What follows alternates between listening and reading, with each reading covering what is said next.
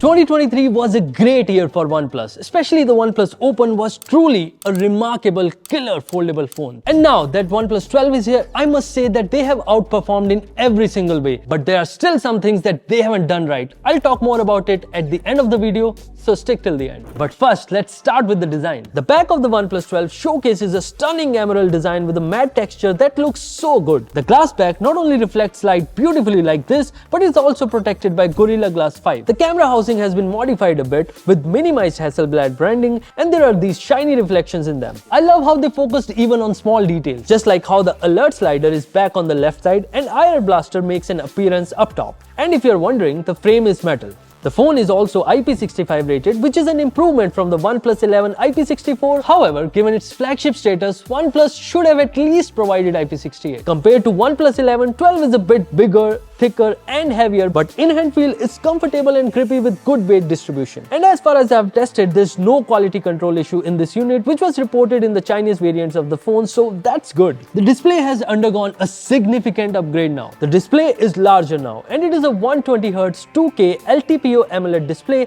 that has a peak brightness of 4500 nits, which is insane. The display is very bright and I had no trouble using it outdoors. In fact, you can easily tell the difference in terms of brightness when you put it next to any phone out there, be it an iPhone or a Samsung device or the previous gen OnePlus 11. The bezels are also very slim, but I feel like they are a bit asymmetrical. There's also an Aqua Touch feature which lets you easily operate the screen even if your fingers are wet due to rain or sweat. And the front is protected by Gorilla Glass Victus 2. This display also has Dolby Vision support, and the stereo speakers with Dolby Atmos gets very loud. Combined with the super cool displays, I had a great movie watching experience on Netflix and Amazon Prime. The haptic feedback is very impressive and the in-display fingerprint sensor is positioned slightly higher and works well. Not only the exteriors have been upgraded, but the internals have also been updated to 2024 flagship standards with the latest 8 Gen 3 fast 16GB LPDDR5X RAM and UFS 4.0 in both variants now, unlike the last time. The vapor chamber system have also been improved this time. However, when it comes to benchmarks such as Antutu scores, 3D Mark stability and CPU throttle tests,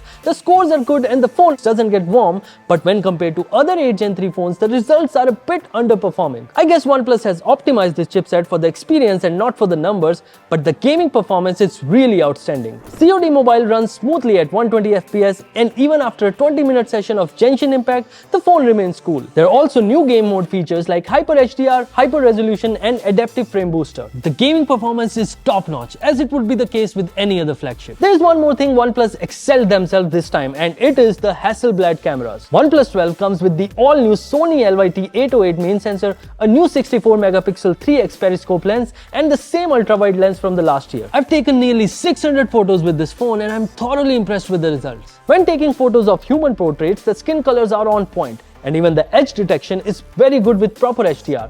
Outdoor shots have very good details even while zooming in. Night modes are also very good, just look at the colors popping. The ultra-wide shots are also well detailed and the field of view is also good. As for the 3x periscope lens, the OnePlus 12 captures good colors, details and the photos are very good even up to 10x. But surprisingly, when compared to iQOO 12, which has the same sensor, OnePlus falls short in details currently. So I hope OnePlus can fix this with an update soon.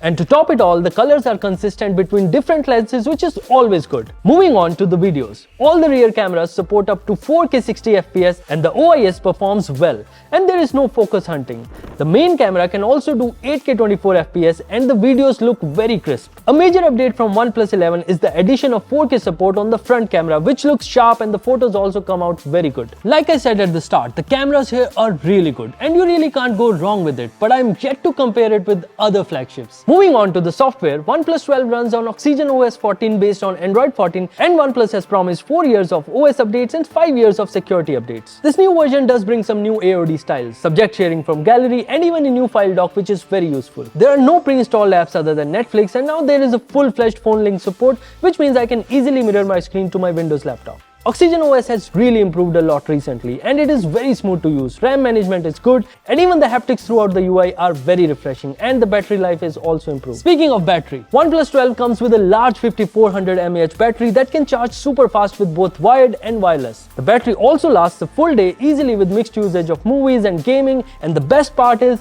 you still get a 100-watt charger in the box. Apart from this, the phone also comes with NFC, Wi-Fi 7, Bluetooth 5.4 and all the 5G bands. The USB-C port here is also USB 3.2 Gen 1, which is also an improvement from OnePlus 11. And finally, what started as a flagship killer has evolved into a true flagship. As you can see, OnePlus is equipped with almost all the necessary features to make it a complete flagship.